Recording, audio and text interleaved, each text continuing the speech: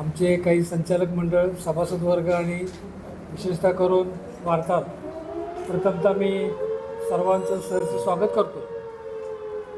आत्तापर्यंत आपण बऱ्याच वार्ताहर परिषद घेतल्या.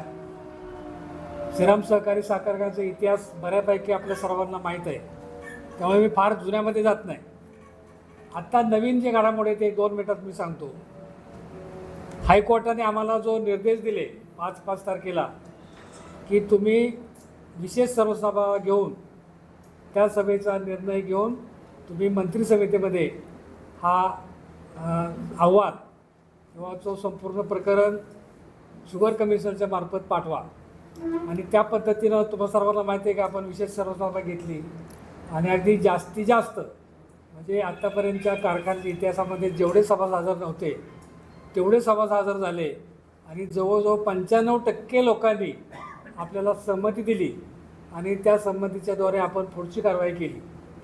आम्ही ज्यावेळेस हा प्रस्ताव घेऊन शुगर कमिशन गेलो, अगदी त्या दिवशीच प्रस्ताव पुढं पाठवायचा होता, परंतु माजी खासदार रणजितसिंह नाईक निंबाळकरांनी जे पत्र लिहिलं मुख्यमंत्र्यांना ते द्या त्यांना, दिले त्यांना आणि ते तुम्हाला गरीब देवघरात ठेवायला नाही दिलं ते छापा.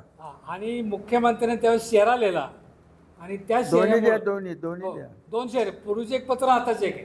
पूर्वीचं पत्र काय होतं ती प्रशासक नेमा आणि निवडणुका नंतर घ्या प्रशासक नेमून का त्या ते तुम्हाला सगळा इतिहास माहिती आहे. आत्ताच्या पत्रावरून शुगर कमिशनरनं आपलं ते प्रकरण पेंडिंग ठेवलं, नाही मानणं म्हटले नाही तर वही म्हटली नाही.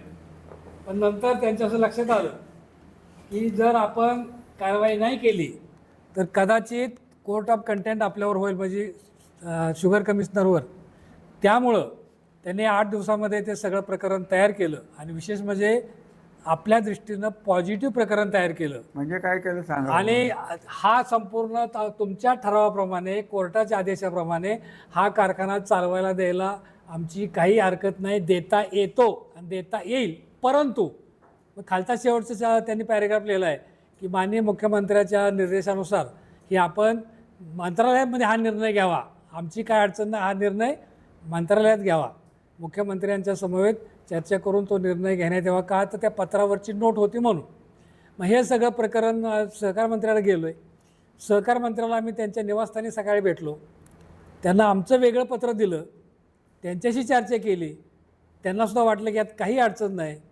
ते झाल्यानंतर आम्ही असिस्टंट सचिवाला भेटलो, त्यांची सगळी चर्चा केली. ते म्हणे सगळं पॉझिटिव्ह, काही अडचण नाही. आणि नंतर आम्ही बाबासाहेब पाटील जे आहेत सहकार मंत्री त्यांना भेटलो, त्यांना सगळं डिटेल सांगितलं. ते म्हणे काय हरकत नाही, आम्ही ज्यावेळेस तुम्हाला मिटिंगला बोलवू त्या दिवशी तुम्ही या. मग त्यांनी मिटिंग बोलवली 29 तारखेला आणि आम्हाला 3ची वेळ दिली. 3 कारखान्याचे विषय होते. पहिले 2 कारखान्याविषयी त्यांनी संपवले आणि आमचा नंबर आला. आमचं सगळं ऐकून घेतलं त्यांनी. सांगा मिनिट झाले. हां, त्या पहिले 2-3 विषय जे होते त्या एक कारखाना खालचा बाळवणीचा कारखाना आहे काळ्यांचा, नंतर बोलतो आणि आणि दुसरा कारखाना इकडं ह्याच पाटलांचा आहे, हर्षवर्धन पाटलांचा, आणि आपला श्रीराम 3रा कारखाना. अशा 3 कारखान्याचा विषय होता. आणि त्या दोन्ही कारखान्याला त्या मीटिंग म्हणजे विषय प्रोसिडिंग ते त्यांना गेलेलं आहे, त्यांची मंजुरी झालेली आहे आणि फक्त आपला कारखाना मागं ठेवलेला आहे. आणि ते मिटिंग झाल्यानंतर आम्ही मिटिंगमध्ये सगळे चर्चा केल्या. मंत्री महोदयानं आम्हाला विचारलं की तुमच्या कारखान्यावर कर्ज किती आहे. आम्ही सांगितलं की महाराष्ट्रामध्ये एकमेव कारखाना असा असेल श्रीराम कारखाना की त्याच्यावर शासनाचंही कर्ज नाही, कोणाचंही व्याजाचं कर्ज नाही. आणि 2-3 त्यांनी प्रश्न विचारले, कारखाना कोण चालवणार आहे, त्याला सांगितलं, ते पण आले होते.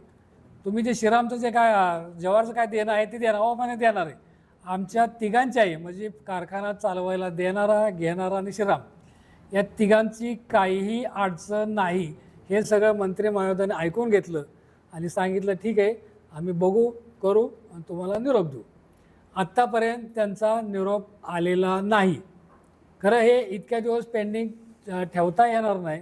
दोन्ही कारखान्यात तुम्ही निर्णय देताय आणि आमच्या श्रीरामचा निर्णय देत नाही, याचा अर्थ या संपूर्ण प्रक्रियेमध्ये राजकारण, पॉलिटिक्स हाच एक विषय आहे की जेणेकरून श्रीराम सहकारी साखर कारखाना बंद पडावा आणि आपल्या कारखान्याला फायदा व्हावा हेच एकमेव उद्देश आमच्या लक्षात येतोय. आपला नाही नावं घ्या बाळासाहेब. स्वराज कारखान्याला फायदा व्हावा आणि त्यातून हे राजकारण, आमचं असं म्हणणं आहे की हे राजकारण इतक्या खालच्या दर्जाला जायला नको होतं. कारण याचं कारण असं आहे की श्रीराम सहकारी साखर कारखान्याजवळ 16,800 सभासद आहेत, 650 कामगार आहेत. आज प्रश्न असा आहे की गेले 3 महिने कामगार काम करतात, आम्ही त्यांना पगार देऊ शकलो नाही. त्यांचं पाठीमागचं काय देणं आहे आम्ही त्यांना देऊ शकलो नाही. आणि इथून पुढं जर कारखाना बंद राहिला तर ह्या 650 कामगाराचं पुढचं आयुष्य हे अंधारमय आहे. कारण त्यांचे एकतर वय झालेले आहेत, त्यांना दुसऱ्या कुठंही काम मिळणार नाही. आणि हे सगळेच काय, सगळे कामगारांना शेती आहे किंवा काही साईड बिझनेस आहेत असं काही नाही. फक्त श्रीराम सहकारी साखर कारखान्याच्या पगारावरही लोक अवलंबून आहेत, त्यामुळे त्यांचे फार मोठे हाल होणार आहेत. दुसरा मुद्दा असा आहे की सभासदांचे हाल होणार आहेत. कारण आज जवळजवळ 22-23 लाख टन फलटण तालुक्यामध्ये ऊस आहे आणि हे गाळणार कोण? आणि जे श्रीराम सहकारी साखर कारखाना लोकांचा विश्वास आहे, सर्वसामान्य सभासदांची भावना आहे की हा ऊस आपला श्रीरामलाच गेला पाहिजे. ह्याची कारणं वेगळी आहेत. एक तर आम्ही 15 दिवसामध्ये पेमेंट करतोय, काटा आमचा क्लिअर आहे, कुठलीही अडचण नाही. त्यामुळं लोकांची भावना आहे की श्रीरामला ऊस घातला पाहिजे. त्या लोकांचं काय होणार? म्हणजे कामगार, सभासद आणि बाजारपेठ ह्या सगळ्या गोष्टीचा विचार केला तर श्रीराम सहकारी साखर कारखाना हा चालू राहिलाच पाहिजे. आणि चालू करायचा असेल तर आम्ही, महाराज साहेबांनी आता एक नवीनच आयडिया काढली. आयडिया म्हणण्यापेक्षा त्यांच्या सुपीक डोक्यातून अशी आयडिया आलेली की आपण कारखाना का चालवू नये. फक्त आमचं एकच अडचण होती, ती अडचण म्हणजे आमचं नक्त मूल्य मायनस होतं. आणि नक्त मूल्य मायनस आहे आणि हे प्लस करायचं असेल तर सभासद बंधू भगिनींनी हे आपले काय अपूर्ण शेअर्स असतील ते पूर्ण करायला पाहिजेत. साधारण अपूर्ण शेअर्स आपले 12 कोटीचे आहेत आणि आपली नक्त मूल्य 16 कोटी आहे, 16,50 लाखाचं. पण हे जर आपण सर्वांनी जर हे शेअर्स पूर्ण केले आणि नवीन शेअर्स घेतले लोकांनी आणि 17 कोटी 16.5 कोटी जर पूर्ण केले तर महाराज साहेबांच्या म्हणण्याप्रमाणे हा कारखाना 100% चालू राहील. याचं कारण असं आहे की बँकेने आम्हाला सांगितलं की तुमचं नक्त मूल्य मायनस आहे. नाबार्डच्या आदेशानुसार किंवा त्यांच्या रूल्सनुसार हा कायदा आहे. नक्त मूल्य मायनस असलं तर कुठलीही बँक कर्ज देत नाही, भांडवल देत नाही. आणि आपल्याला भांडवल कशासाठी लागणार आहे? एक तर आतल्या काय दुरुस्त्या, गव्हर्नमेंट गॅरंटीचं बोला. आतल्या दुरुस्त्यासाठी आणि बाकीच्या वाहनासाठी ॲडव्हान्स द्यावा लागतो. आणि पहिलं पेमेंट जास्त, साखर आपण लगेच विकू शकत नाही, तेव्हा पहिलं 5 दिवसाचं किंवा महिन्याचं केन पेमेंट जास्त ऊसाचं ते आपल्याला द्यावं लागतं.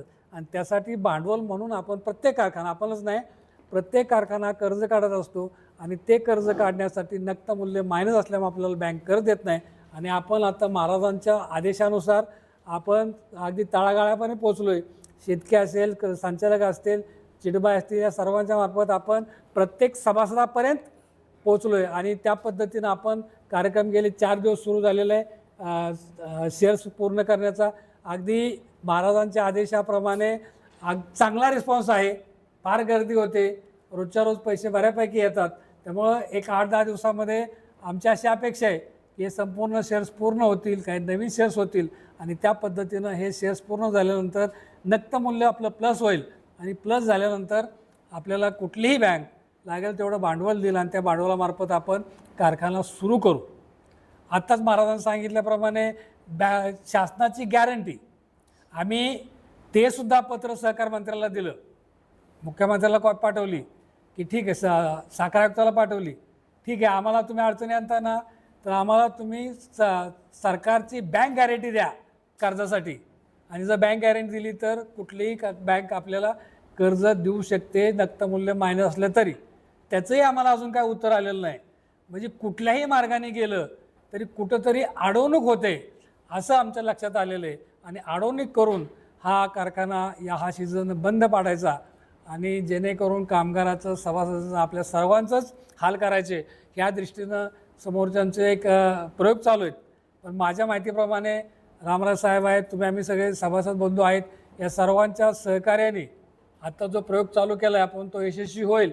आणि हा जर प्रयोग यशस्वी झाला तर 100% आपण आपला कारखाना चालू करू यावर्षी.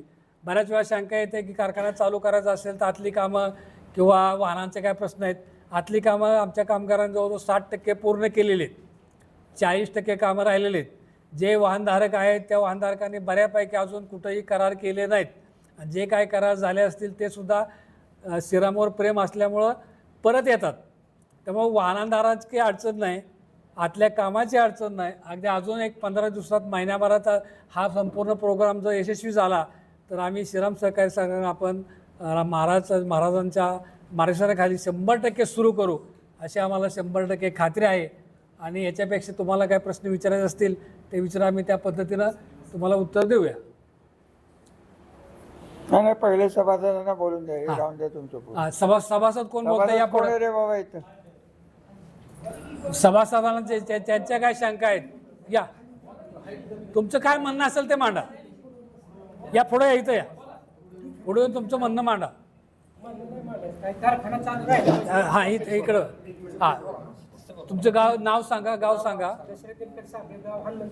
हां हां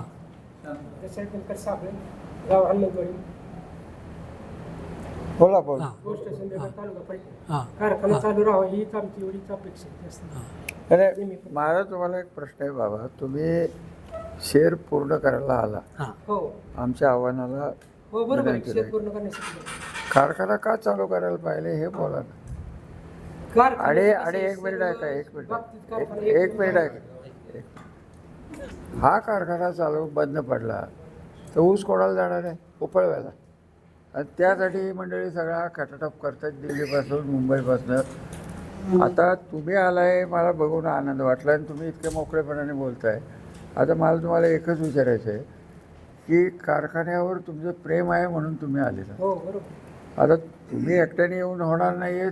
17 कोटी रुपये आपल्याला तयार करायला लागणार. 17 कोटी जर आपण तयार करू शकलो तरच हा कारखाना चालू होणार आहे, कामगारांची पेमेंट होणार आहे. बरोबर आहे. हे माझं म्हणणं आहे की आता संचालकावरही अवलंबून राहणार. तुम्ही हनुमानवाडी आहेत ना, तुम्ही तिथं गावात विके दादू असतील नाही तर नसतील. तुम्ही जा, लोकांना सांगा की आपल्याला घ्यायचे, लोक घेऊन या. तुम्हीच घ्यायला काम हातात घ्या, हे सगळं बरोबर आहे. हे सांगायला मी खरं आलो आहे. बाकीचं काय प्रेस कॉन्फरन्स वगैरे होत राहतं. बरोबर. अजून कोण आहे का बघा? या पुढे या. बोल की बोल. एक मिनिट एक ए माझ्या थांब जरा. बोला. नमस्कार, मी सांगली गावचा सभासद आहे आणि कारखाना चालू होण्यासाठी जे महाराज साहेबांनी पुढाकार घेऊन जे केलं त्याला आम्ही प्रतिसाद शेअर्स पूर्ण करतो. तुमचे शेअर्स किती आहेत सांगा, पूर्ण किती करणार ते सांगा. 15,000. हां अपुरे किती आहेत? माझं होतं ते मी पूर्ण करू. अपुरे किती होते? 2,000 कमी. मग भरतच आणलं होतं. 2,000 भरले आणि मी कळलं मी इथं आलो. कारखाना चालू होणं गरजेचं आहे. आता जे चेअरमन साहेबांनी सांगितलं तसं कामगारावर सभासदावर अन्याय होईल बरोबर पडला तर आपल्याला 10 वर्षे परत आपण पुढे येऊ शकत नाही. त्याच्यासाठी काही करून सगळ्यांनी सहकार्य करून कारखाना एकदम उत्तम चालवावा हीच सगळ्यांनी. माझा तुम्हाला एक प्रश्न आहे. कारखाना दुर्दैवाने बंद केला गेला आणि सरकारमधनं काय आपल्याला पाठिंबा किंवा ताकद मिळत नाही. माजी खासदारांचे उद्योग चाललेत. हा कारखाना बंद झाला तो उपळव्याला ऊस टाकणार का तुम्ही? नाही ते जोरात बोल. नाही. तर जरी समजा आता महाराज साहेबांनी विचारलं कारखाना चुकून चालू नाही झाला तर मी आता उपाळ्याला ऊस दिला जाणार नाही. मी माझं दत्त इंडिया किंवा मी कुठं मिळेल ते? हां, हे पर्याय मग आता बोला. चालू होणं तर महाराज साहेब गरजेचं आहे. अहो नाही, हे बघा, चालू करायच्या वेळी खटाटोप चालू आहे ना. पावती दाखवा तुम्ही पाहिजे. हां पावती दाखवा.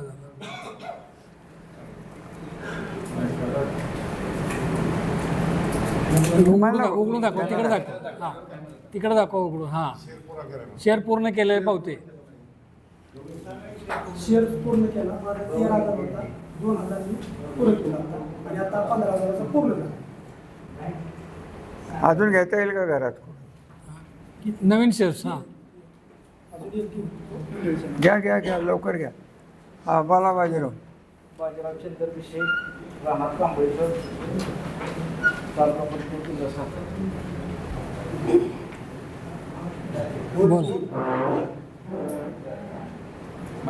बोला प्रोड्युसर. कारखाना चालू झाला पाहिजे एवढीच कळकळीची विनंती. आणि बंद झाला तर मागल्या आपण 10-15 वर्ष बघितले काय परिस्थिती होईल.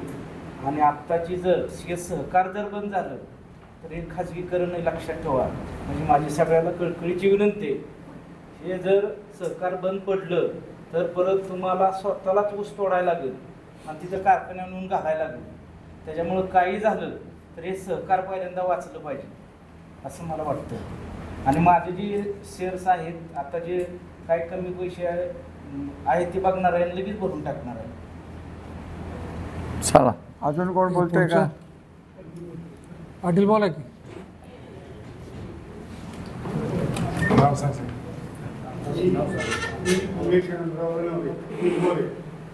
माझी शेअरची रक्कम 5,000 होती, 10,000 फिल्म होती.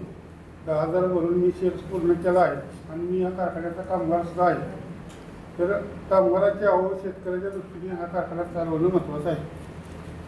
ठीक, बोला अजून. पाटील बोला की. नाही नाही, कार्यकर्ते नको. हे तुमचं सभासद कोण असेल अजून बोला. कोण कंटाळलं नाही तुम्ही. या पुढे या.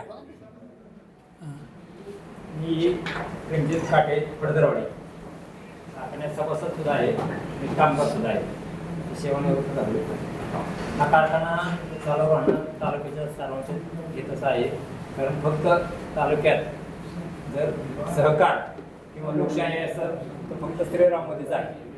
ते कामगाराच्या बाबतीत असो, तोडणी वाहतूकची असो किंवा ऊसाच्या दराची असो, या सर्व बाबतीत फक्त आणि न्याय जर मागायला गेलो आपण तर श्रीराममध्ये तुमचे कुठलीही तक्रार असते ते ऐकून घेतली जाते आणि योग्य प्रकारे न्याय दिला जातो आपण सगळ्यांनी पाहिजे.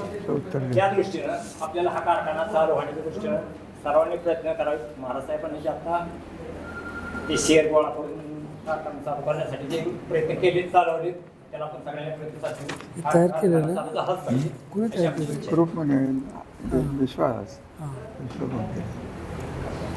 बोला, नाव सांगा. ज्ञानेश्वर पांडुरंग शिंगाडे, मी सांगलीचा सभासद आहे. माझ्या घरामध्ये 4 शेअर्स आहेत, ते 3 पूर्ण आहेत आणि 1 अपूर्ण आहे. वडील मयत आहेत. ते मी आता थोड्या वेळाने आईच्या नावावरती पैसे 5,000 रुपये कमी 10,000 5,000 भरून मी तो पूर्ण करतोय आणि कारखाना चालावा अशी माझी पूर्ण अपेक्षा. अजून कोण?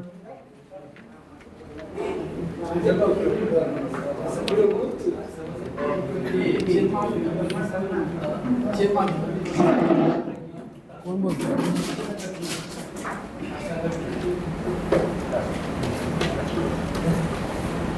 बोला बोला. सभासद कोण बोलतंय का? सभासदान पुढे या.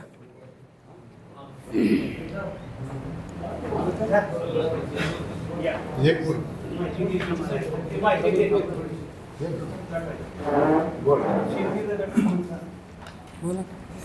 शंकरराव पवार नंतर जोरात. हां बोला. कामगार जे आहे आणि सभासद तर ते जवळजवळ आमच्या आशिष शिंदेवाडी गटात 1759 सभासद. त्यापैकी जवळजवळ 1254 जणांना आम्ही निरोप देऊन काही लोकांनी पैसेही भरलेले, रोख पैसे भरलेले. सभासदत्व काही पूर्ण केले, काही राहिलेले थोडेफार आहे. नाही, प्रश्न असा आहे माझा तुम्हाला, की कारखाना हा चालू राहावा हे तुम्हाला का वाटतं? आणि जर नाही झाला तर ऊस त्या पोपळव्याला टाकणार. स्पष्ट बोला. चालू होणे अत्यंत गरजेचे आहे. कारण सभासदांचा पूर्ण विश्वास श्रीराम कारखान्यावर सरकार हे जगलंच पाहिजे. खाजगी कारखान्याला ऊस देऊ नये आणि लोकांनी दिलं तर त्या लोकांची काय काय अजून बिलं नाही जानेवारीपासून एवढंच. आणि श्रीराम कारखाना हा चालू राहिला पाहिजे. बोला. अजून कोण सभासद आहे का? कोण? धनंजय संपत सिरके वेगळी. म्हणजे माझं 2 भावांचा शेअर बघून आता माझा नवीन शेअर सभासद होतोय. आनंद आहे. तरी पूर्ण कारखाना चालू राहायला पाहिजे, एवढं दुसरं नाही काय. बोला. बोलतोय कोण अजून? मामा बोला. मी नंदकुमार नारायण गावडे, कारखान्याचा सभासद असून हा आत्ता जे महाराज साहेबांनी जो प्रयोग चालू केलेला आहे तो प्रयोग 100% सक्सेस होईल आणि आपण सर्व सभासद त्याला 100% प्रतिसाद देऊन तो पूर्ण करून कारखाना आपण चांगल्या पद्धतीने चालवू. पुढची जी पार्टी आहेत किंवा कोण अन्य कारखाने आहेत, स्वराज्य असेल, परत तुमचा सूर्य असेल, ह्या सगळ्यांना सहकार आणि खाजगी याच्यात काय तफावत आहे, पेमेंट वगैरे 15 दिवसाला येते, त्या सगळ्या गोष्टी आपल्या कारखान्याकडून आपण आत्ता त्याच्या पाठीमागे मी पाहिले की आपल्याला वेळेवर मिळते. त्याच्यामुळं आपण विपरीत बुद्धी म्हणते, विनाशकाले विपरीत बुद्धी न करता सर्वांनी शेअर्सची रक्कम पूर्ण करून या आपल्या कारखान्याचा चांगल्या पद्धतीने चालवावा अशा प्रकारची विनंती आहे. आम्ही त्या गोष्टीला सगळे शेअर्स वगैरे पूर्ण करू. तुम्ही म्हटलं तर अजून शेअर्स घ्यायची तुझं आमची तयारी आहे. चल,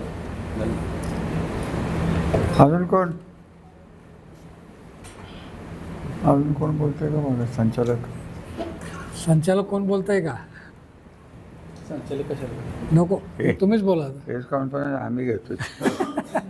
तू कोण सांग? संचालक कोणाला बोलायचंय का? पाटील बोला, तुम्ही पाटील बोला. पोपट नाही बोलणार. पोपट नाही बोल, पाटील तुम्ही सरपंच बोला की. वाहनधारक आहे म्हणल्यावर तुमचं जरा हां ते झाल्यावर. महाराज साहेबांनी कारखाना चालू करण्यासंदर्भात जो निर्णय घेतला, फलटण तालुक्यातील शेतकऱ्यांना अतिशय एक आनंदाची बातमी घेण्यासारखं आहे. त्यामुळं फलटण तालुक्यातील शेतकऱ्यांनी शेअर्सची अपुरेती भरण्यासाठी आजच या ठिकाणी गर्दी चालू आणि त्यांचे मयत शेअर्स आहेत आणि नवीन शेअर्स आहेत. या पद्धतीने जे बरोबर राहिलं पाहिजे. त्याला सर्व सहकार्य करतील तालुक्यातील शेतकरी आणि महाराजांचा आदेश सर्व त्यांच्या संसारासाठीच मान्य करून पुढील कारखान्याची वाटचाल अतिशय गतिमान आणि पश्चिम महाराष्ट्रातील एक आदर्श कारखाना बनवतो असं मला आशा आहे. आणि ज्या पद्धतीनं शेअर्स आमच्या गाव पातळीवर असतील त्या आकडे काढून आम्ही 100% पूर्ण करण्याचा प्रयत्न शेअर्स बाबतीत करू, एवढंच व्यक्त करतो आणि कारखाना चालावा अशी आशा. चल आता मीच बोलतो. नाही, यांना बोलवते. कोणाला बोलवते बोल की बोल. वाहनधारक आता चेअरमन साहेबांनी सांगितलं त्याप्रमाणे कारखान्याची जी काही परिस्थिती चालली आता तालुक्यामध्ये, कारखाना सहकारी साखर कारखाना चालला पाहिजे हे सगळ्या तालुक्यातल्या सभासदांची ऊस वाटून जाण्याची कामगारांची इच्छा आहे. आणि आज आता महाराज साहेबांनी ज्या पद्धतीने तालुक्यातल्या शेतकऱ्यांना आवाहन केलं त्याचा मोठा प्रतिसाद आज आपल्याला तालुक्यामधून कारखान्यामध्ये किती लोक साधारण काल आकडा वेगळा आले. आज सकाळी बऱ्यापैकी गर्दी. काल 19 19.5 पर्यंत आकडा गेलाय लाख. हो, आणि आज 10 लाख आवाज आहे. शेतकरी सभासद शेअर घेते पूर्ण करायचं राहिले त्यांनी पूर्ण करायचं असं मी आव्हान. मंडळी, जे सभासद आलेत आणि माझ्या आव्हानाला प्रतिसाद म्हणून मोठ्या प्रमाणावर 1 एकर 2 एकर गरीब शेतकरी जो पुढे आलेला आहे की ज्याला इतके दिवस शेअर पूर्ण करायला आम्ही कधी आग्रह धरलेला नव्हता, हट्ट धरलेला नव्हता. त्याची कारणं हीच होती की तुम्हाला तसदी न देता खाजगीकरण करावं, पार्टनरशिप करावी आणि ती पार्टनरशिप नीट चालवावी. आणि मग तुमचा जो ऊस होता त्याच्यातनं लिंकिंगनी थोडंसं काढून घ्यावे, पैसे आणि शेअर पूर्ण करावेत अशी संकल्पना नेहमी सहकार्यात असते. मागं पुढं होत गेलं. आता कोण म्हणलं इतकं होतं तितकं होतं ते कमी झालं, आनंद आहे. बाळासाहेब म्हणाले आत्ता की जवळजवळ काल 20 लाख रुपये गोळा झाला. एका दिवसात. माझं त्याच्यावर समाधान नाही आहे बाळा.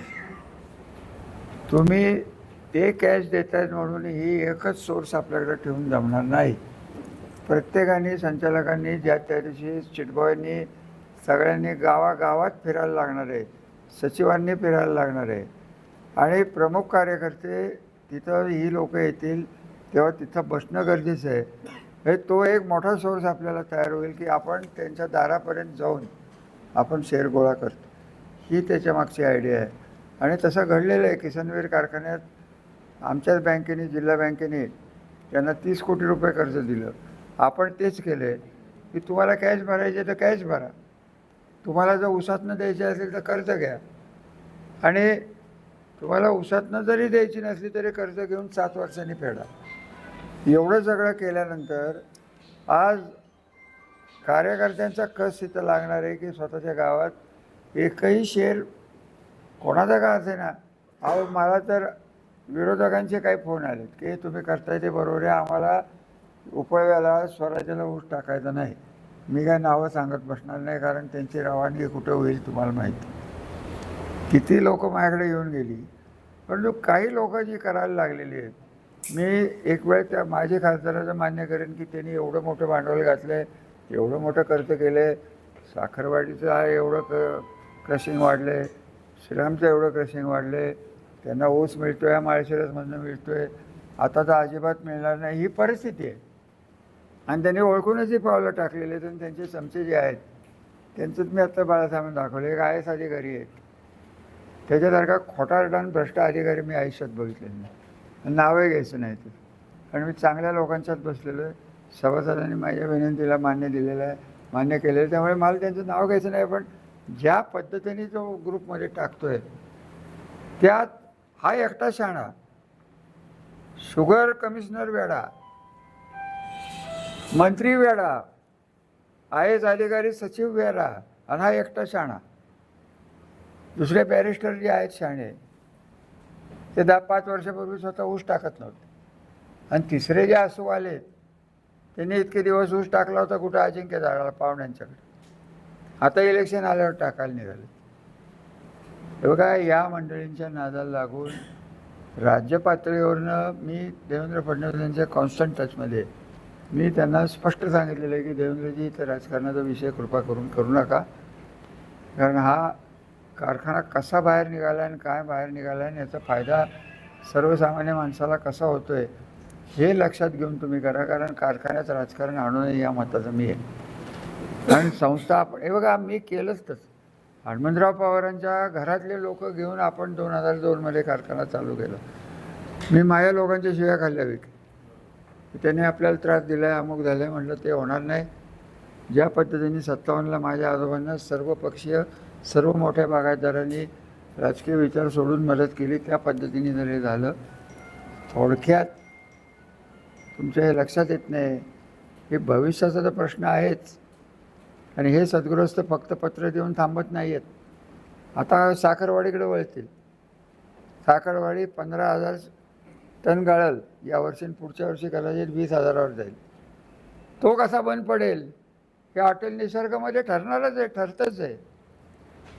आणि त्यांना अजूनही स्वप्न पडत आहेत की वाटोळं केलं त्या कारखान्याचं तरी तो कारखाना माझ्याकडे यायला पाहिजे. ते त्यांचे चिरंजीव 150 आता कुठंतरी निवडून आलेच असं कळतं आहे. हा जो सगळा चाललेला खेळ आहे, हा हे 2 कारखाने तुमच्या लक्षात येते की नाही बघा.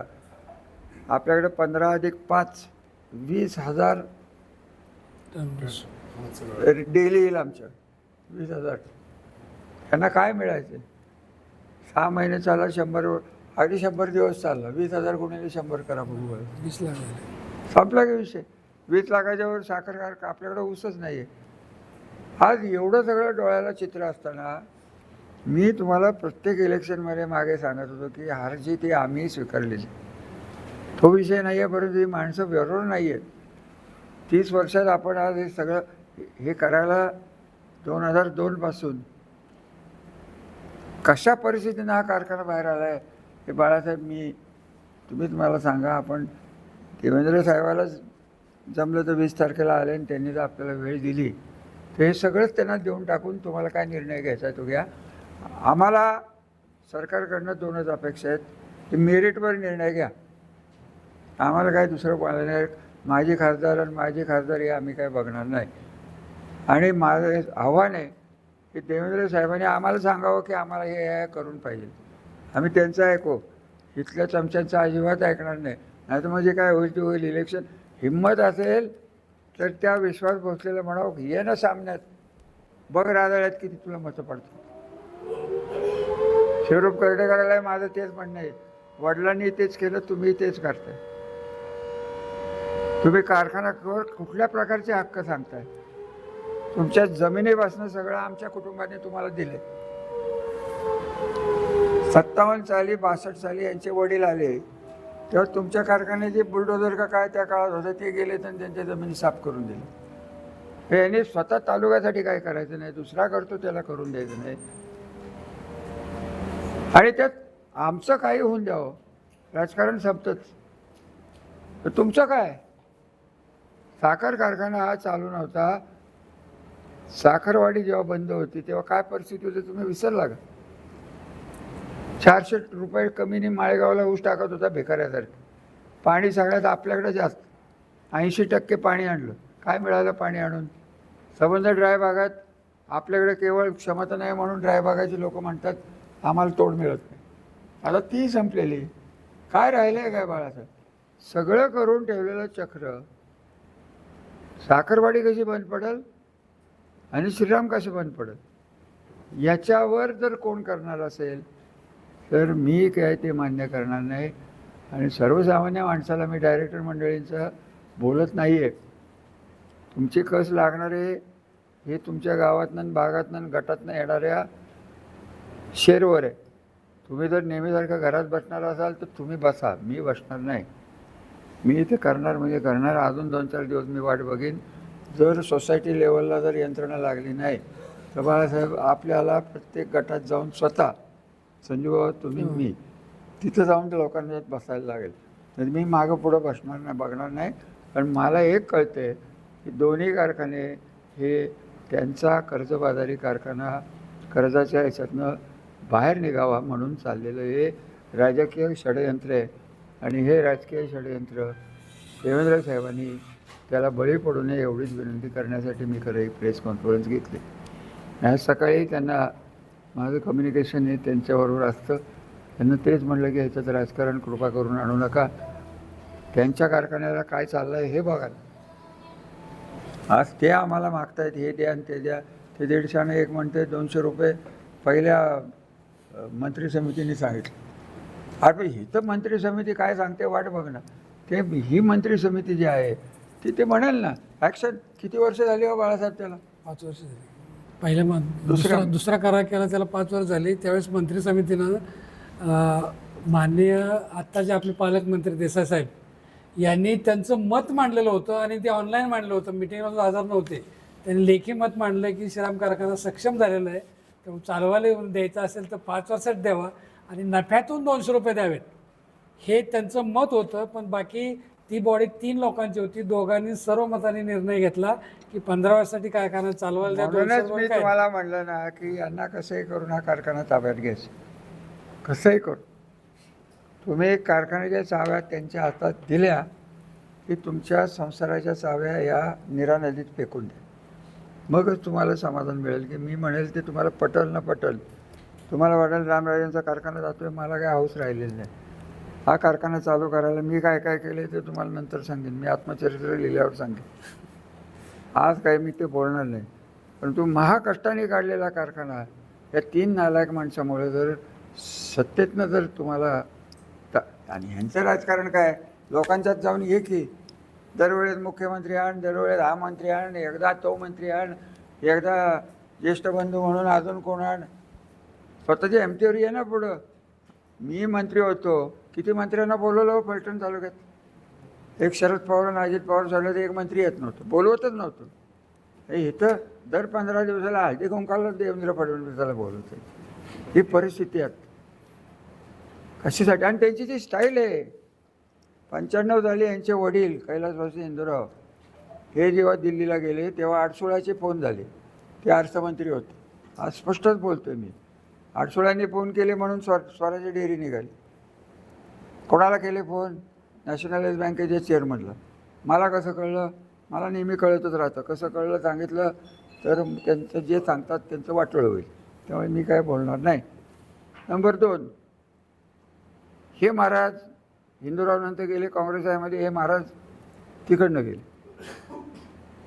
फोन कोणाचे गेले? कराडमधनं गेले. राज्यमंत्री पंतप्रधान कार्यालय आमचे साडूच होते ना. तत्कालीन मुख्यमंत्री तेच होते ना. त्यांनी फोन केले. ते आता म्हणतात की रामराजे कसं हे करून मी चूक केली, आता यांना पाठवा. म्हटलं तुम्ही आमच्या उरावर बसवा आणि आता म्हणतात पाडा. आता समजा जिल्हा माझ्याच म्हाताऱ्याच्या मागे लागला आहे पाडा यांना. मी कसा पाडू? मी तालुक्यापुरतं बघणार.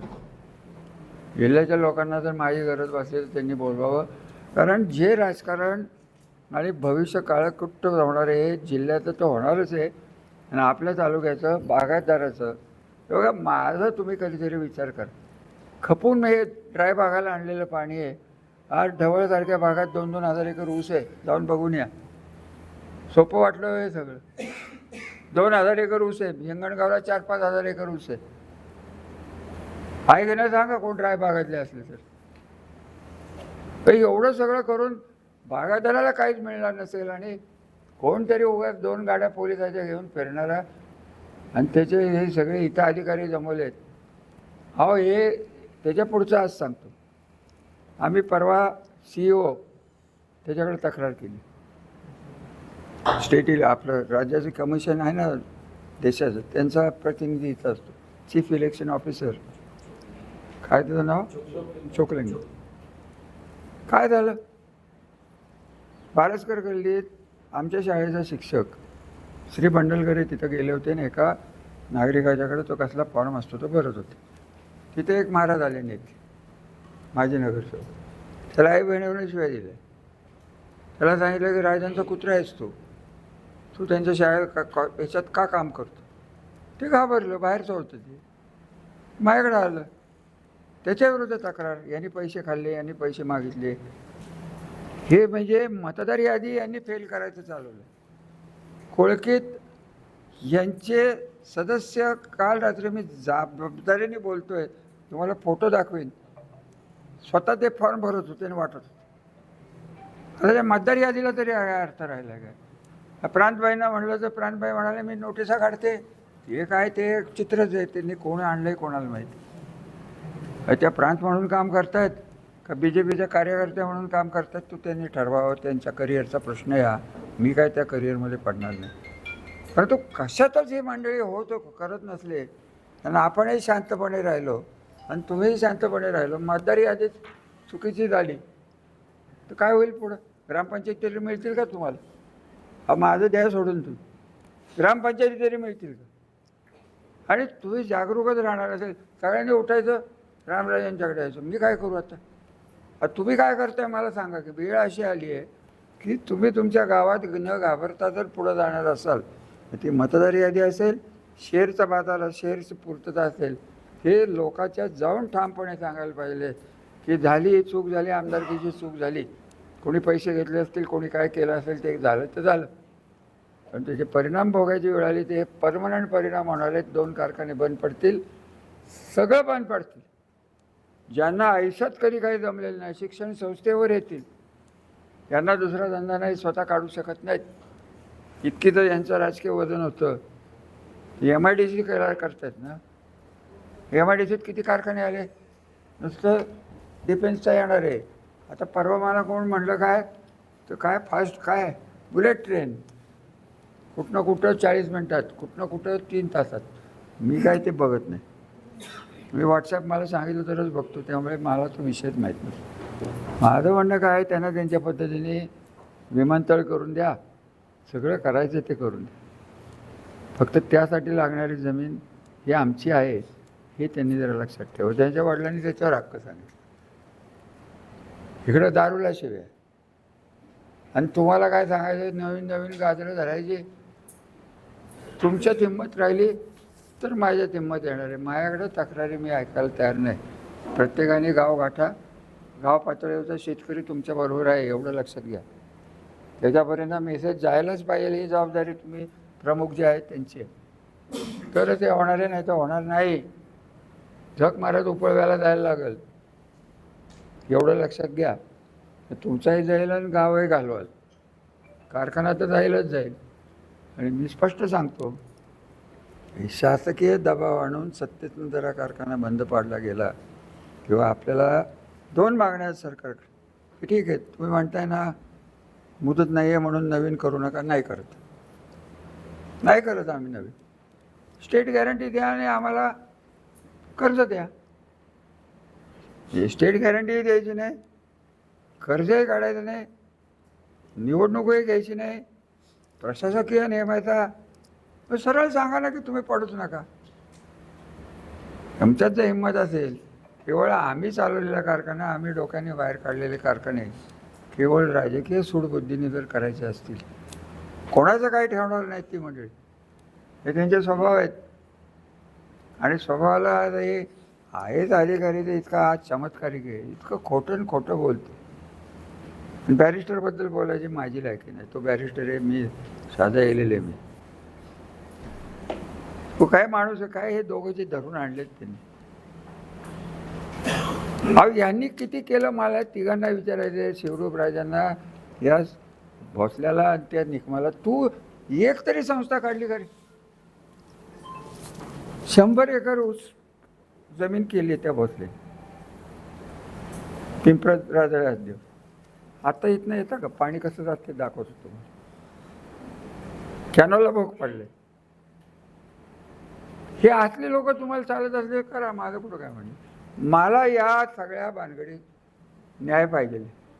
एक तर मी केले ते मला टिकवायचे, आणि टिकवण्यासाठी कार्यकर्त्यांची गरज भासणार आहे. सर्वसामान्य माणसांनी कौल आपल्याला दिलेला आहे बाळासाहेब. आता तुम्ही चुका करू नका कोण, आणि कंटाळा करू नका. आणि फोन यायला सुरुवात होतील, बघून घेतो, करून घेतो, टंबूक होतो. काय घाबरू नको, तुला काय करायचं ते कर म्हण. पोलीस चौकीतही तेच, इथंही तेच, मतदार यादीतही तेच. आम्हाला सांगा तरी की इथं BJP शिवाय, रणजित सिंह नाईक निंबाळकरांशिवाय हे पाक वागतं काश्मीरमध्ये जसं चालतं तसंच होणार आहे. आमच्याशिवाय इथं कोण राजकारण करू शकत नाही, कारण आम्हाला सत्तेतनं ही आमच्यासाठी आहे. सरळ एकदा त्यांनी सांगून टाकावं ना, कशाला नाटकं करावी. करायचं ते आमच्या त्यांनी करावं. उठायचं आणि पत्र द्यायचं, उठायचं. त्यांच्या कारखान्याचं काढू काय ते मला माहीत नाही वाटतं का त्यांना. आम्ही साखरवाडी कारखान्याला कधी त्रास दिला? प्रल्हाद पाटील का माझ्या नावाने बोंब बोलतो? क्लिअर कट 20 वर्ष गेली आहेत त्याचे. 96-97ला तो कारखाना गेला बघा त्यांची. ह्या मंडळींनी त्याची वाटोळी केली. त्याला मी आणि कोण निष्क्रिय लोक त्यांच्या हातात हे आहेत अधिकारी. दूध डेअरीत इंटरेस्ट घ्यायला निघाले होते. कुठल्या पदावर होते? चिंचवड पिंपरी प्राधिकरण, 8वा बाळाचा. तिथनं बसून राजकारण, इथं खाल्लेले पैसे इथं वापरायचे, हा धंदा आहे. या दुसऱ्या दोन इथले महान नेते जे आहेत BJPचे, त्यांचा धंदा आहे सत्तेत जायचं, अर्थमंत्र्याला आणि पंतप्रधान कार्यालयात ओळख काढून नॅशनलाइज बँकेला फोन करून कर्ज काढायची, नवं व्यवस्थित करून घ्यायचं. त्यांचा धंदा आहे. पण आमचं काय म्हणत नाही ना, तुम्ही तुमचा धंदा करा, आम्हाला आमचा करून द्या. आम्ही काढलेल्या संस्था आहेत. यांच्या वडिलांनी काय काढलं हो कधी? निलकंठराव धनाने कधी काढल्याचं मला आठवत नाही. त्यांची तेवढी क्षमताही नव्हती, ते तसं वागतही नव्हतं. हिंदूराव किती विरोध केला तरी हिंदूरावनं त्यांची क्षमता माहिती होती, त्यामुळे ते असल्या विरोधात नव्हते. यांना वाटतंय आपण आंतरराष्ट्रीय पातळीवरचे नेते झालो होते, आणि ती स्वप्न घेऊन अरे बाबा तुझ्या बुलेट ट्रेनमध्ये बसायला तो पैसा लागणार आहे, तो आमच्या माणसाच्या खिशात नाही आहे बाबा. आमच्या माणसाच्या खिशात त्याचा ऊस निघाला तर त्याच्या बायकोचा संसार होतो, त्याच्या मुलाबाळाची शिक्षणं होते. कोण तुझ्या बुलेट ट्रेनमध्ये जाणार आहे? एक काढली लोणंद काय फलटण, पुढच्या डब्यात इंजिनला गार्ड आपलं ड्रायव्हर, आणि मागच्या डब्यात गार्ड. फाटक आलं की ड्रायव्हर खाली उतरतोय, उघडतोय, पुढे गेली की बंद करतोय. ही रेल्वे आहे. जाऊन बघा, मी खोटं बोलत असतो. नो पॅसेंजर, पॅसेंजरच नाही त्याला. इतकी सगळी विचित्र कामं ही लोक करतात.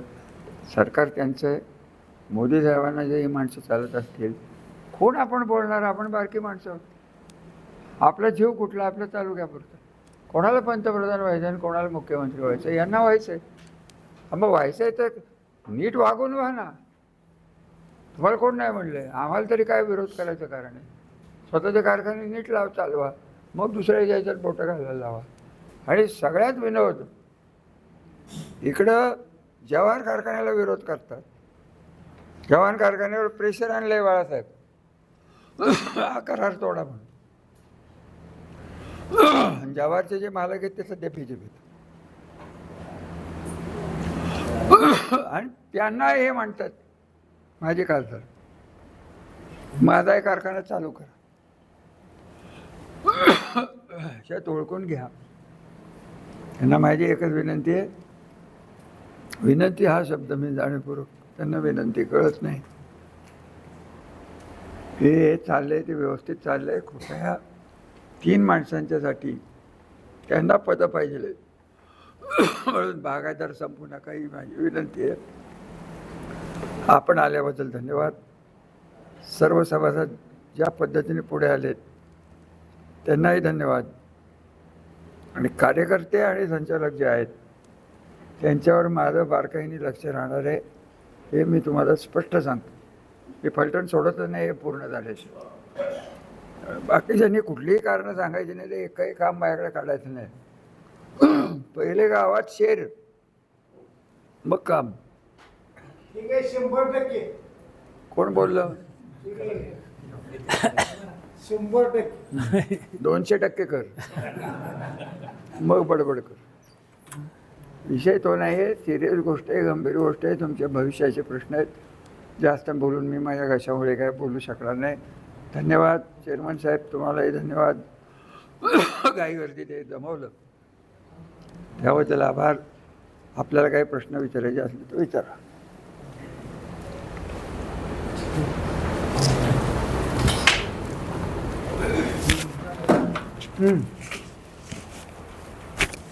चेअरमन साहेबांना एक प्रश्न आहे. आतापर्यंत सभासदांनी किती शेअर्स जमा केलेला आहे? आता हे नवीन, आता साधारण एक 4 दिवस झाला आम्ही हा प्रोग्राम सुरू केला. आज 5वा दिवस आहे. पहिल्या दिवशी थोडीशी गर्दी कमी होती, लोकांना अजून थोडा विश्वास नव्हता, पण 3रा 4था 5वा दिवस साधारण आतापर्यंत 1 कोटीपर्यंतच्या आसपास आमचा आकडा गेलेला आहे. आणि आम्हाला 17 कोटीपर्यंत जायचं आहे. आणि माझी खात्री आहे की ज्या स्पीडनं आपण चाललो आहे त्या स्पीडनं लोकांच्यापर्यंत आमचे चिटबाय जातात, ओव्हरशिअर सगळे असतील, आमचे संचालक मंडळ आहेत आणि प्रमुख कार्यकर्ते हे अजून पोचत आहेत. आणि पोचल्यानंतर अजून गर्दी होणार आहे आणि आम्ही आमचं टार्गेट पूर्ण करणार आहे. यामध्ये आम्ही दुसरा एक प्रयोग केलेला आहे की जर शेअर्स भरण्यासाठी किंवा नवीन शेअर्स घेण्यासाठी जर काही सभासदांची काही नागरिकांची अडचण असेल तरीसुद्धा आपण बँकेतर्फे आपण त्यांना कर्ज पुरवठा करण्याची व्यवस्था केलेली आहे. आणि त्या पद्धतीने याद्या तयार होत आहेत. थोडक्यात शासनाकडनं आमची एकच मागणी आहे, आम्हाला स्टेट गॅरंटी द्या, आम्हाला काय फरक पडत हो. आणि आमच्या कारखाना चालवायला सक्षम आहे. आणि आमच्याकडे बागायतदार आहे. हो. बागायतदाराचा विश्वास आहे. श्रीराम हा या तालुक्यातला ब्रँड आहे. श्रीरामवर विश्वास आहे, काठ्यावर विश्वास आहे. आत्ता जी लोक आली होती पेठची जळगावची, माझी खासदाराला माझी विनंती आहे की आदिवासी लोकांनी, तुम्ही आदिवासी कामगारांचं काय केलं होतं नागपूरमध्ये मी ऐकलेलं आहे. त्यामुळे तुम्ही दुसऱ्याच्या कारखान्यात दुसऱ्याच्या भविष्याशी वेळ करू नका. तुम्हाला तिथे उपयोगाला काय करायचे ते करा, कोण बघायला येत नाही. उगाच बांधणी करू नका. आणि हिंमत असेल तर त्यांनी यावं ना. एकही मंत्री न बोललं तर पुढे ये ना, बघू ना कोणाचं काय होतं. आणि त्यांना अजून कळायचं नाही, कळायला वेळ आहे. मंत्री होऊन फलटण तालुका कधी झालाच नाही. फलटण तालुका वेगळा तालुका आहे, तर राजकीय संस्कृती वेगळी आहे. तर देवेंद्र फडणवीस साहेबांना पाहिजे जाहीरपणे की या कारखान्याकडे बघताना राजकीय विषय करू नये. या लोकांचा इतिहास बघा, पण आमच्या तालुक्याचं भविष्य घालू नये, एवढीच माझी विनंती. बोला. यासाठी मुख्यमंत्र्यांना आपण कधी भेटणार आहे संचालक? माझ्या पद्धतीने चालू आहे, वेळ दिली की भेट. पुढच्या आठवड्यात तयार आहे त्यांचं म्हटलं. पुढच्या तारखेला आहे. हां, त्या संदर्भात आपण काय भेट वगैरे देणार का? आम्ही मागणार, दिली तर दिली, नाही तर नाही. म्हणून तर तुमची प्रेस म्हणून देतो. त्यांचे हे तरी कानावर जाते, कारण हे त्यांना जे बोलून मारायची काही इच्छा नाही त्यांच्या पाठीत बोलून. त्यांचे शब्द ऐकून जर इथं चालणार असेल तर आमचं आम्हाला बघायला तर लागेल. कदाचित आम्हाला यश मिळणार नाही, सत्तेच्या विरुद्ध लढाई, काही साधी सत्ता नाही आहे. आणि मग जर आपल्या तालुक्याला बुडवायचंच ठरलं असेल तेवढ्या 3 लोकांचे जाते. त्यासाठी हा कारखाना बंद करायचा असतो. अनंत खोटं माणूस बोलतो. एकही श्रीराम सागर कारखान्याने आता केले हे सगळे हायकोर्टाच्या निर्णयाप्रमाणे केले. निर्णय घ्यायला लावले कोणी त्यांनी.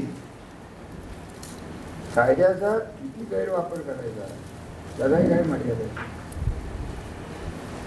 तर अरविंदभाई बसले त्यांना विचारलं जाऊ मुख्यमंत्र्यांनी मारलेल्या शहरावर गव्हर्नमेंट आदेश निघतात का ते? मुख्यमंत्र्याला शहरात द्यायचं खालच्या अधिकाऱ्यांना त्याच्यावर आधी कधी निघतात? देऊ तुम्हाला जी आर. मुख्यमंत्र्याचा नाही कोणाचा जरी आदेश घातला सेक्रेटरीकडे जातो.